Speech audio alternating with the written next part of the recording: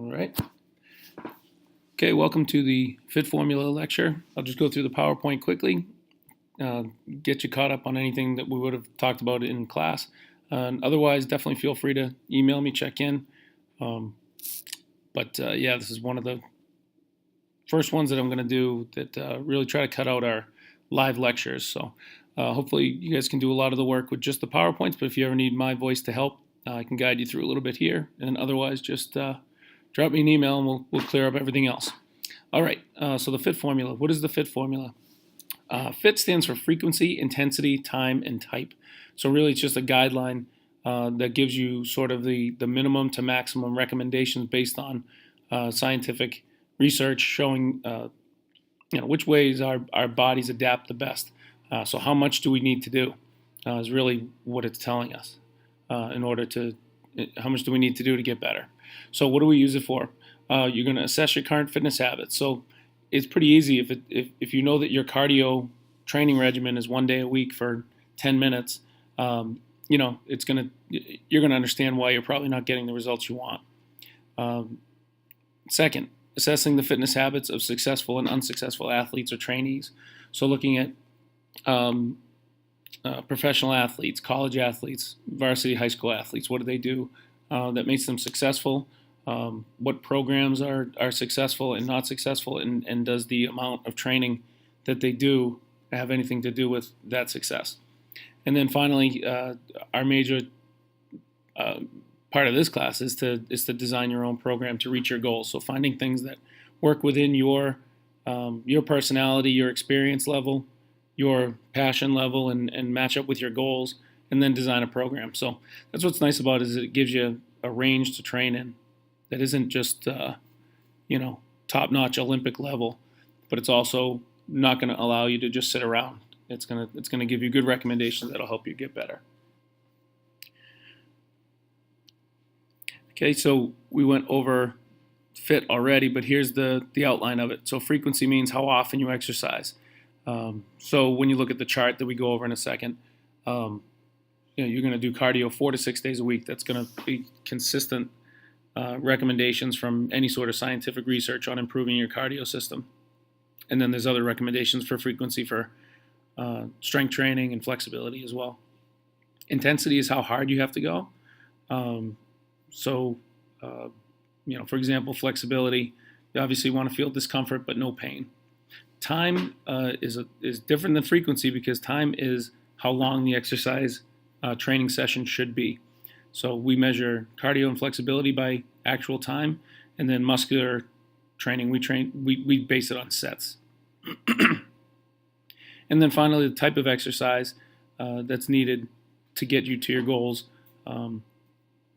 is the last part of the FITT formula. So, for example, if someone's trying to get stronger, they have to train specifically for that goal. So you're going to get that person a lot, or yourself, a lot more in the weight room, or doing some sort of resistance training instead of long distance running.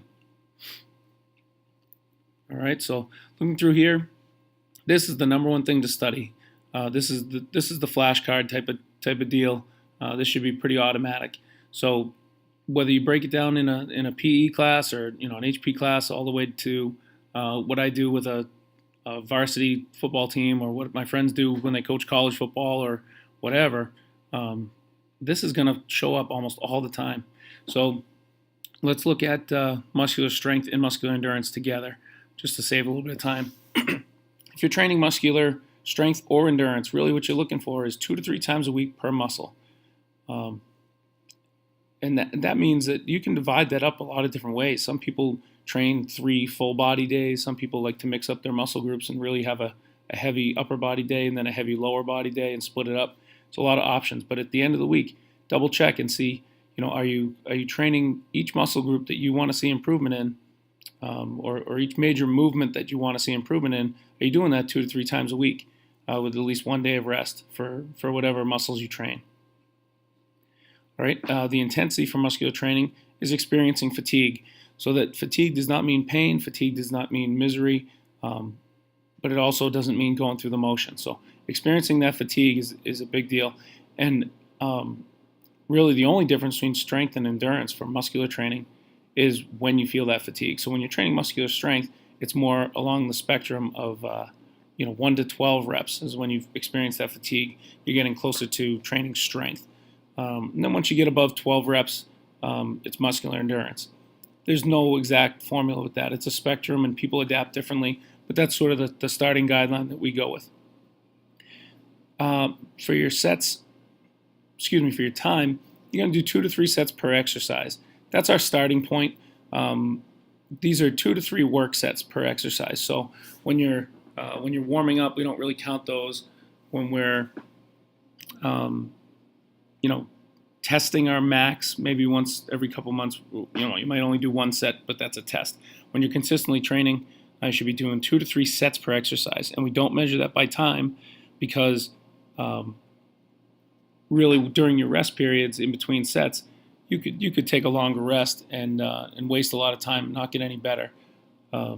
So whether you're in the weight room for an hour and a half or 20 minutes, it's really looking more at the total work you've actually done, not how much time you've spent in the weight room. The last thing for muscular training, muscular strength and endurance, is type. What type of exercise do I perform? That's resistance training. So that can mean anything from weights to bands to body weight, anything that provides resistance for your muscles. Okay, cardio and flexibility, let's lump those together because their frequency is pretty much the same as well. So now we're talking total days. If you really want to see an improvement in either of those phases, you're looking at 4 to 6 days a week of training. If you're a beginner, starting with more than you used to do is going to help you. And really, you won't see too many advances till you get at least 3 days. All right, for intensity, we already handled flexibility, really just looking for discomfort. You should be able to breathe normal, use good form. Should be a positive experience. For cardio, that's probably the hardest intensity to calculate, but once you get it, it makes a lot of sense. You're looking at 65 to 90% of your max heart rate. So how do you get your max heart rate? We go either 220 minus your age or 208 minus 70% of your age. And once you get that, so for example, a 15-year-old, their max heart rate would be about 200. All right, so then 65% of that is about 130.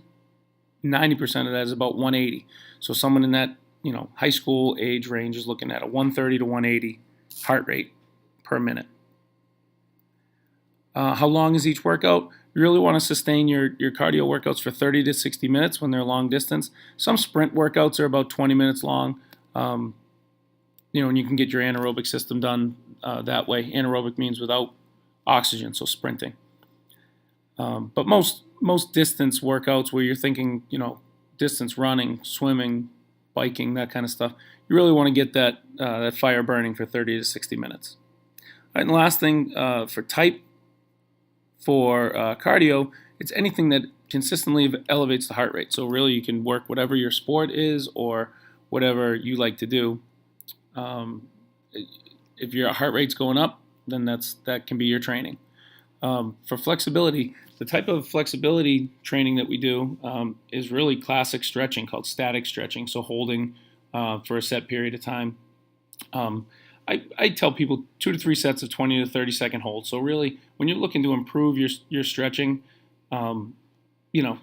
everyone's different, but really shooting for about a minute total, 30 seconds to a minute total of stretching usually gets you in the right direction, especially if you're doing it throughout the week.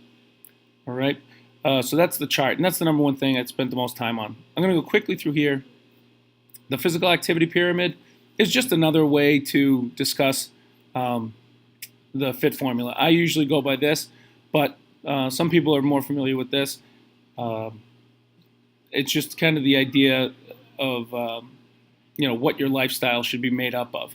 So, for example, sedentary living should be a pretty small percentage of your life. And then there should be, a few days a week of flexibility and muscular fitness activities. And then it starts prioritizing just active sports, cardiovascular training, whether it's, aerobic training or it's a sport. So that's another thing. It's like it says in here, whether you're a basketball player or you aren't a very, experienced athlete and you want to just do some sort of running program, they're both the same thing. They both elevate the heart rate if that's the goal you're going for. And then the last thing is to just, making those changes. This is usually that first step, making those lifestyle changes where you're active most days of the week. Just making sure that you're moving instead of sitting around. All right. Terms you need to know: threshold of training is just the minimum. So think about the threshold of pain. So right when you finally get hit enough and it really hurts, you've reached your threshold. So think about the same thing. So you have to at least reach this threshold to get the training benefits. The target ceiling is the opposite. So if the threshold is the minimum, the target, the ceiling is the maximum. So that's really the most you want to do consistently. All right. One term you'll need to know is overtraining. You'll learn later in the principles of training. Overload is good. Overload means doing it more than you're used to. Overtraining means doing more than it's safe. So overtraining is bad. Overload is good. So just remember that overtraining is bad. All right, and then that zone right in the middle of the ceiling and the threshold is called the target zone. So any questions on that, just know that that's called the target zone. And that can be for anything. Am I in the target zone for my frequency, my intensity, my time, or my type really? Am I doing things the right way? Am I doing enough to get better? All right, and then the rest of this really just outlines the physical activity pyramid. So I'll let you guys do that one yourself, but really focus on the beginning parts. All right. Thank you, everybody.